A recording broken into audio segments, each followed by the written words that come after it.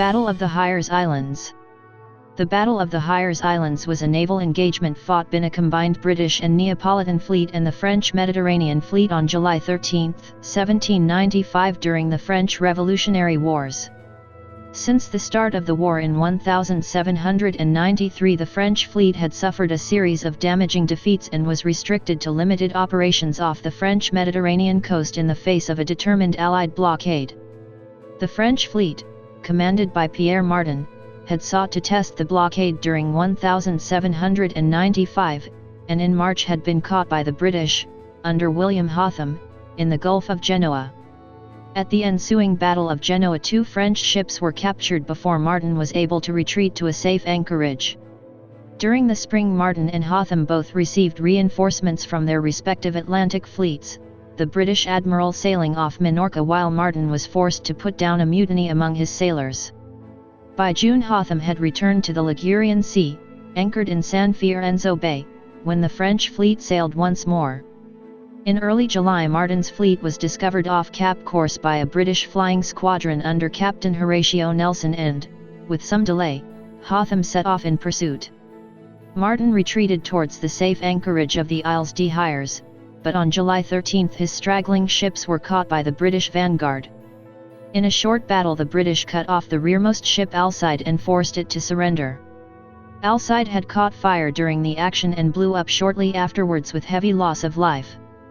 Hotham was in a position to attack the surviving French fleet but declined, to the frustration of his officers and the criticism of later historians. The British retained their blockade, and Martin did not contest it again for the remainder of the year. This was the last fleet action in the Mediterranean before the British fleet was forced to withdraw in late 1796. The next major engagement in the region was the Battle of the Nile in 1798. Early in the French Revolutionary Wars, the British Mediterranean Fleet seized the entire French Mediterranean Fleet at the start of the Siege of Toulon in August 1793. Shortly before French forces recaptured the city in December, boarding parties attempted to burn the French fleet, but due to failures by Spanish forces only half of the French ships were destroyed. In 1794, as the French repaired their ships, the British invaded and captured the island of Corsica, subsequently using San Fiorenzo Bay as an anchorage from which they could blockade Toulon.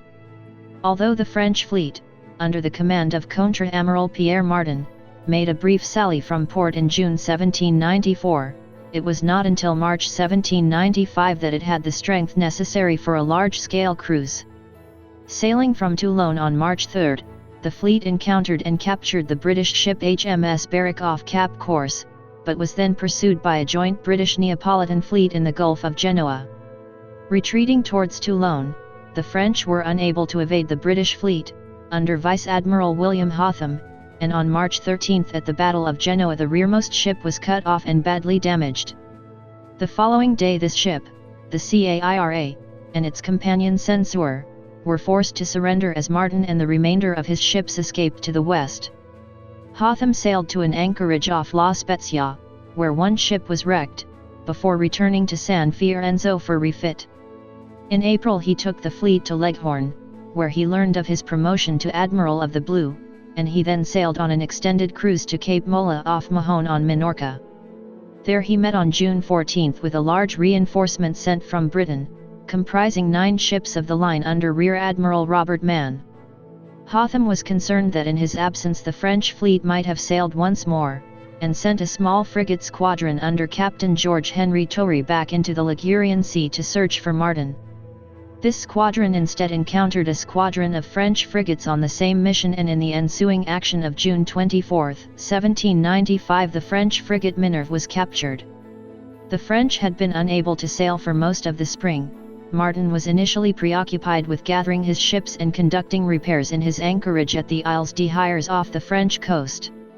He sent his most damaged ships back to Toulon, and they were joined there on April 4 by a reinforcement of 6 ships of the line under Contre-Amiral Jean-François Renaudin, sent from Brest on February 22. Martin joined this force soon afterwards, but in May his fleet was struck by a significant mutiny.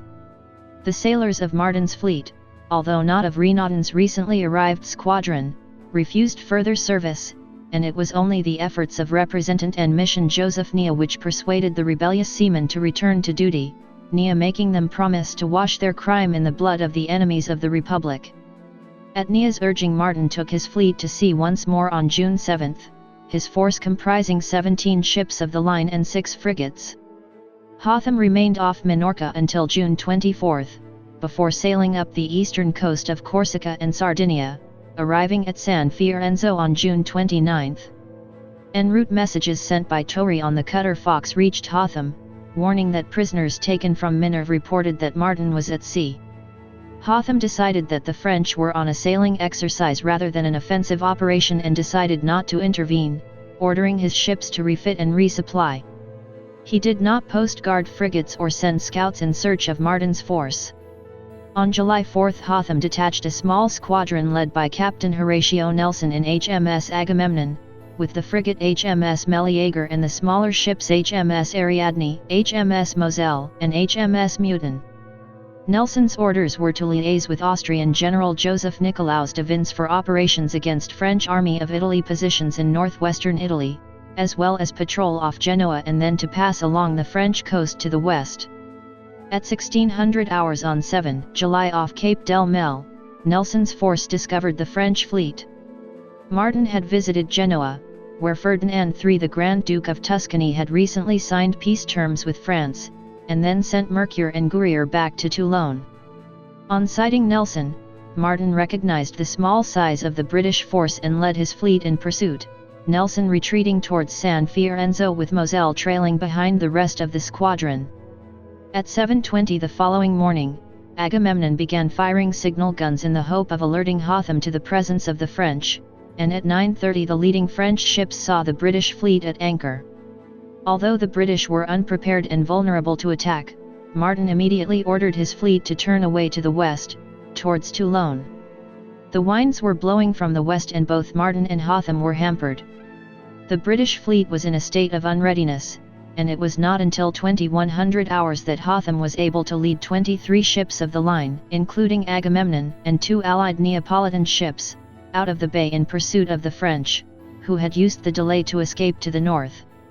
For 4 days Hotham searched for the French against the wind coming from the southwest.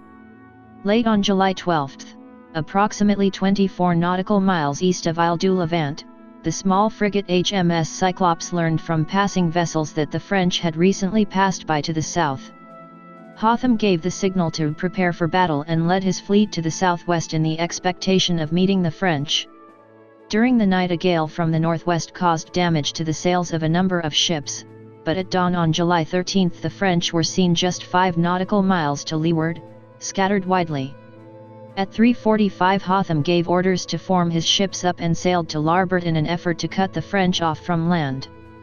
Martin used the time to organize his fleet and by 8 o'clock the French were sailing in line of battle back towards the Isles de Hyères. Recognizing that the French might now escape, Hotham gave orders for a general chase, allowing his fastest ships the opportunity to come up with the French to the best of their ability. By noon the French were 0.75 nautical miles ahead of the British to the northeast, with Hotham's fleet scattered across 8 nautical miles of sea. At 12:30 a wind shift from southwest to the north brought the French about so that the broadsides of the last 3 French ships could bear on the approaching British. The leading British ships, HMS Culloden, HMS Cumberland, and HMS Victory all came under fire. The shift in wind favored the British, allowing them to gain rapidly on the French. The British ships were soon able to return fire, targeting the slowest French ship, Alcide. Although Culloden was forced back after losing a topmast, Alcide was soon badly damaged and isolated. At 1400 hours, in danger of being overwhelmed, Captain Leblanc Saint Hilaire struck his colors and surrendered his ship to Cumberland. Captain Bartholomew Rowley did not acknowledge the surrender, passing on to attack the next French ship in line, and the French frigates Alceste and Justice attempted to pass a tow rope to Alcide and drag it away from the British fleet. The ship's boat carrying the rope was sunk by fire from Victory, and the frigates sheered off under heavy fire. An attempt by Aquilon to reach Alcide was abandoned when it became clear that the surrendered ship was on fire.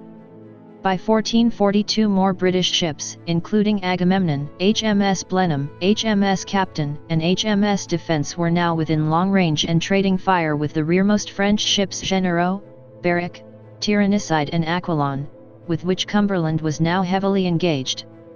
Hotham then suddenly issued flag signals instructing his captains to discontinue the action and return to the flagship HMS Britannia. Hotham was at this point 8 nautical miles from the action and unable to see that his ships were poised to attack the main French fleet, concerned that his dispersed ships were vulnerable to the fire from the French fleet and shore batteries. Admiral Mann on Victory had to repeat the order twice before Rowley acknowledged and retired from combat. At this point the battling ships were approximately 12 nautical miles southeast of Cape Roux, towards which the French, having gained the weather gauge by a shift in wind to the east, were now sailing. Fire had taken hold on the surrendered Alcide in the foretop, probably due to the detonation of a grenade.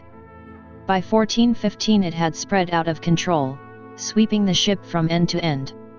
The crew threw themselves into the sea to escape the flames and approximately 300 were collected by boats from the passing British ships, but at least 300 are believed to have been killed when the ship's magazines detonated at 1545. Captain Leblanc Saint Hilaire was among the dead. Aside from the heavy loss of life on Alcide, French losses are not reported, although few other French ships were heavily engaged. British losses were mild, with 11 killed and 28 wounded across 5 ships. Cumberland, the most heavily engaged of the British fleet, suffered no casualties at all. Victory, Cumberland, and Culloden had all been damaged in the sails and rigging, but none seriously. Martin led his surviving ships into the bay off Frigate, anchoring there by 1900 hours. The French fleet was later able to return to Toulon along the coast without interference from Hotham, and remained in harbour until September 14 when orders from the National Convention arrived instructing Martin to send 6 ships of the line and 3 frigates back to the Atlantic Fleet at Brest to replace losses incurred at the Battle of Groix in June. This force was commanded by Contre-Amiral Joseph de Richery, and on October 7 it encountered and attacked an escorted British convoy off Cape St. Vincent, capturing a ship of the line and 30 merchant ships. Hotham returned to San Fiorenzo and then to Leghorn. In August he briefly cruised off Toulon before retiring once more, although Nelson was detached with a squadron to operate against French army movements on the Mediterranean coast, attacking coastal positions near Alassio. In September Hotham sent a detachment in pursuit of Richery, but this force was far too late to prevent the destruction of the convoy in October. Later in the year another French squadron was sent on a mission to Smyrna, escaped Toulon under Captain Honor Gantomé, and caused severe damage to British merchant shipping in the eastern Mediterranean. Hotham retired from his post at Leghorn on November 1, passing command of the Mediterranean fleet to Admiral Sir John Jervis. Martin did not lead a fleet to sea again during the Mediterranean campaign, but in late 1796 French victories on land in Italy eliminated British allies from the war, making the maintenance of a fleet off Toulon impractical. The Mediterranean fleet was forced to withdraw to the Tagus, ceding the Mediterranean theatre to France. Hotham was heavily criticized at the time for his conduct during the battle, a series of delays and hesitations allowing the French to escape when they might easily have been destroyed. His second-in-command Samuel Goodall was said to have kicked his hat across the deck in fury at Hotham's order to withdraw. Nelson wrote of the decision to withdraw that in the forenoon we had every prospect of taking every ship in the fleet, and at noon it was almost certain we should have the 6 near ships. He was critical of Martin too, writing, "The French admiral, I am sure, is not a wise man, nor an officer, he was undetermined whether to fight or run away." Later historians have been scathing of Hotham's failure to bring Martin to action earlier and more vigorously. C.S. Forrester wrote in reference to the sea battles of 1795 that once more a French fleet had got away through a lack of energy and diligence on the part of a British admiral. Historian Noel Mostert describes Hotham's indecision as a disastrous failure and links the missed opportunity to inflict a major defeat on the French directly to the British withdrawal from the Mediterranean the following year. No major British naval force returned to the Mediterranean until the Mediterranean Campaign of 1798. Coordinates, 43 degrees 17 minutes north 06 degree 48 E slash 43.283 degree N 6.800 degree E slash 43.283, 6.800.